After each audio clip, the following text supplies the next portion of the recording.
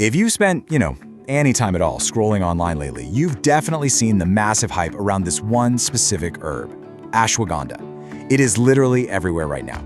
People are touting it as this ultimate natural cure for our modern stress epidemic. They're promising it'll slash anxiety, boost your energy, fix your sleep, the whole shebang. But hey, with all that noise, it's super easy to be skeptical, right? Like, is this a genuine biological game changer or just another passing wellness fad? Well, that is exactly what we're going to figure out in this explainer. We're cutting through all the hype, looking straight at the actual data, and finding out if this stuff really works.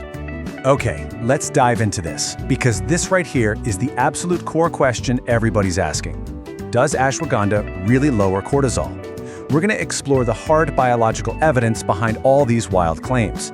Because to understand if it actually works, we really need to look under the hood at what it's supposedly targeting inside our bodies. And to do that, we need a quick refresher on how our internal chemistry actually reacts to the daily grind. Section 1. The stress hormone cortisol, and understanding the modern epidemic. So before we can even talk about the solution, we've got to clearly define the problem. Look, our bodies come equipped with this incredibly sophisticated internal alarm system. But the problem with our modern world, that alarm is basically getting stuck in the on position. And that entire system is powered by cortisol, our primary stress hormone. When your brain senses a threat, whether that's, say, a literal tiger chasing you or just a really aggressive email from your boss, it releases a hormone called ACTH. Think of ACTH as the signal that tells your adrenal glands to just start pumping out cortisol, which triggers your classic fight or flight response. Now, a quick bump in cortisol, like right when you wake up, is perfectly healthy. It gets you going. But when you're constantly stressed, that cortisol stays elevated. And this non-stop wash of stress hormones is exactly what leads to chronic anxiety, relentless fatigue, and totally wrecked sleep. Now, what's really interesting about this slide is the sheer scale of the reduction we actually see when ashwagandha is introduced.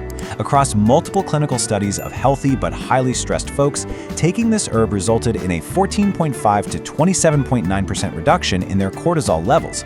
Guys, that is a massive, highly measurable drop. To put it in perspective, it proves we aren't just looking at some placebo effect here. The herb is literally actively dampening that overactive internal alarm system. Moving on to Section 2, Science and Ayurvedic Wisdom. Two totally different perspectives, but one solution. What I absolutely love about this whole topic is that we get to look at this unique intersection where cutting-edge, modern data lines up perfectly with a 3,000-year-old medical tradition. It's fascinating. Just look at how beautifully these two perspectives mirror each other. From the modern science side, ashwagandha is what we call an adaptogen. It lowers ACTH and cortisol, basically acting like a biological thermostat. If your stress is running too hot, it cools it down. If you're totally depleted, it bumps you up, building your overall baseline resistance to stress. Now flip over to the Ayurvedic view. Ayurveda attributes stress and anxiety to an aggravated Vata dosha. And in that system, ashwagandha is classified as a Rasayana, which is a rejuvenator.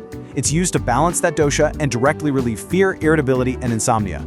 So whether you're talking about the HPA axis in a modern lab or Vata doshas in ancient texts, both of these deeply complex systems are pointing to the exact same powerful adaptogenic solution. And the broader scientific community completely agrees. When you look at a systematic review of randomized, double-blind, placebo-controlled trials, which, by the way, is the absolute gold standard of scientific research, it consistently validates ashwagandha's efficacy. These aren't just subjective opinions or internet anecdotes. We're talking rigorous trials showing significant, measurable improvements in perceived stress, overall anxiety scores, and sleep quality across the board. All right, Section 3, the potential dark side, nuances and precautions. So the crucial point is that a truly balanced perspective requires us to look at the whole picture. Because for all its incredible benefits, ashwagandha is a very powerful biological agent, and you absolutely must be aware of these important safety precautions. First off, it should be strictly avoided during pregnancy since it might cause uterine contractions. Second, if you have hyperthyroidism, you need to be really careful. Ashwagandha can actually increase T4 thyroid hormones. Now that's great if your thyroid is sluggish, but definitely not what you want if it's already running too fast.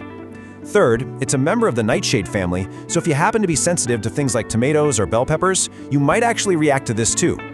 Fourth, because it naturally lowers blood sugar and blood pressure, taking it alongside medications designed to do the same thing could cause your levels to drop dangerously low. And finally, if you take it in really massive doses, it can cause severe drowsiness or just completely upset your stomach. It's all about being informed so you can make the safest choices for your body. There's also a pretty fascinating psychological nuance we need to cover.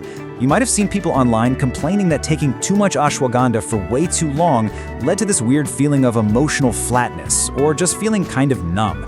So why does that happen? Well, the phytochemicals in ashwagandha are actually the plant's natural defense molecules. When you take them in small, controlled doses, they act as a microstressor to your body. Think of it like lifting weights, right? You create tiny micro tears in your muscles, which forces your body to adapt and grow stronger. Same concept here. But if you just chronically stimulate those receptors non-stop without ever taking a break, your nervous system can kind of get blunted, leading to that flat emotional vibe. Which brings us perfectly to Section 4, daily dosages and cycling, and how to actually use it safely.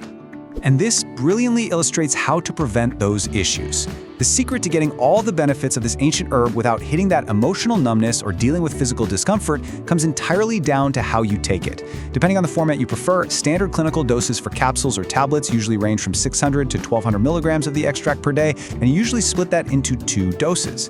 If you're more into the traditional churna or the raw powder, you're looking at about 1/4 to 1/2 of a teaspoon, again, twice a day. Honestly, just sticking to these basic parameters is step 1 in avoiding any of those weird side effects. Step 2, and honestly, this is arguably the absolute most important step, is a practice called cycling. Cycling simply means you take the supplement for a set period, say maybe 2 to 6 months, and then you purposefully take a break for a month or so. You are basically giving your body a mandatory vacation from the herb. This is so crucial because it prevents your receptors from being chronically overstimulated. It completely mitigates that risk of emotional numbness we just talked about, and it ensures that when you do go back on it, it actually works just as well as day 1.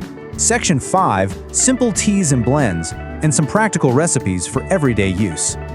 Now, while popping a capsule is obviously convenient, utilizing the raw powder in warm drinks is just a fantastic, deeply traditional way to work this adaptogen into your daily routine, especially when you're trying to unwind at night. First up is a super simple traditional ashwagandha root tea. The steps are incredibly easy. Just boil a cup of water, maybe 2 if you're going to boil it down a bit. Then toss in your 1/4 to 1/2 teaspoon of the root powder, and maybe a little pinch of ginger for flavor. The real trick here is to let it simmer for a good 10 to 15 minutes. That heat is what effectively releases all those amazing therapeutic compounds. After that, just strain it out, let it cool a tiny bit, and mix in some honey. Fun fact, ashwagandha actually has a super strong, earthy smell. The name literally translates to the smell of a horse. So trust me, the honey goes a long way in making it a really pleasant, relaxing evening ritual. Let's move to and see how this builds into an incredibly potent pre-sleep routine with a warm ashwagandha milk blend. For this one, you just bring a glass of milk and a 1/2 glass of water to a boil in a pan. Toss in your 1/4 to 1/2 teaspoon of the powder and let the whole mixture boil for another 5 minutes. Right before you drink it, stir in a couple of teaspoons of crushed almonds and walnuts. Now, what's super cool about this is that in Ayurvedic tradition, the natural fats in the milk and the nuts actually help carry those active compounds way deeper into your tissues. It is highly revered as a profound sleep aid, basically tanking your cortisol levels right when you need your body to slip into deep restorative rest. We've seen the modern clinical data confirming its power to lower cortisol, and we've explored the rich 3,000-year-old Ayurvedic traditions that first figured this all out. We've also covered exactly how to cycle it safely to protect your well-being. The evidence is pretty undeniable. This isn't just empty internet hype, it's a highly functional tool. So I'll leave you with this final thought. Knowing what you know now about your own body's internal alarm system, how will you adapt your own stress management toolkit? Thank you so much for exploring this fascinating topic with me on This Explainer. Keep learning and stay curious.